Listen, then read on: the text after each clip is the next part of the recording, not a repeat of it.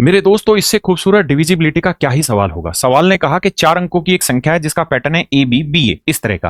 कहता है यार ये 4 से डिवाइड हो रही है और ए जो होगा वो हर हाल में बी से छोटा होगा। तो बताइए ऐसे कितनी संख्याएं संभव हो सकती हैं। तो एक छोटी सी बुद्धि दौड़ाना कि 4 से कोई संख्या कब भाग होगी, जब आखिरी 2 डिजिट भाग होंगे।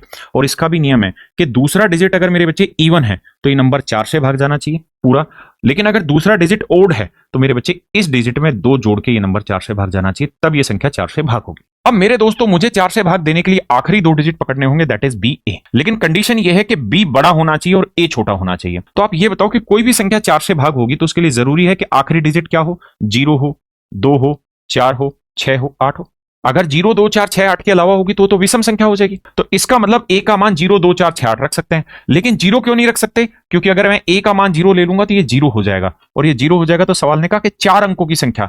लेकिन अगर पहला ही डिजिट 0 है तो ये 4 अंकों की नहीं रहेगी। इसका मतलब यहां आप 0 नहीं रख सकते, बाकी सब अप्लाई करेंगे। तो मेरे दोस्तों, मुझे ये बताना कि अगर मैं ए की वैल्यू 2 ले लेता हूं तो मुझे बी की वैल्यू हर हाल में 2 से बड़ी लेनी है।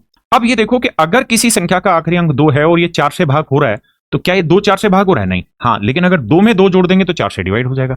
इसका मतलब मेरे बच्चे ये हुआ कि 2 में, इस डिजिट में 2 जोड़ के 4 से भाग हो रहा है, यानी ये वाला डिजिट हर हाल में ओड होगा। यानी 1 हो सकता है, 3 हो सकता है, 5 हो सकता है, 7 हो सकता है, 9 हो सकता है।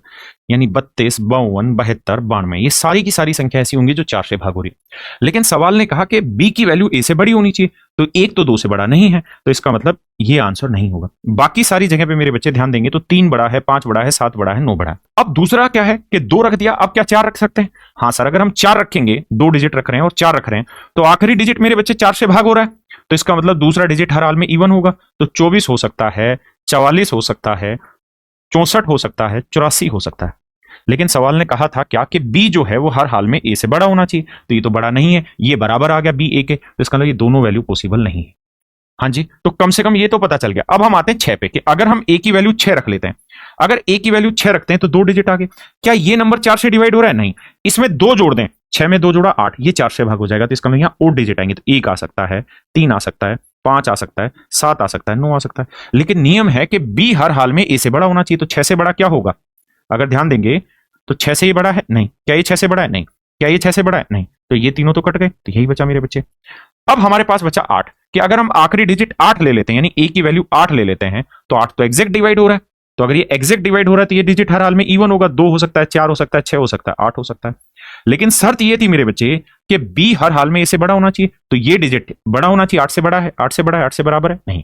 तो इसका मतलब मेरे बच्चे 1 2 3 4 5 6 7 8, केवल और केवल 8 ही वैल्यू संभव है।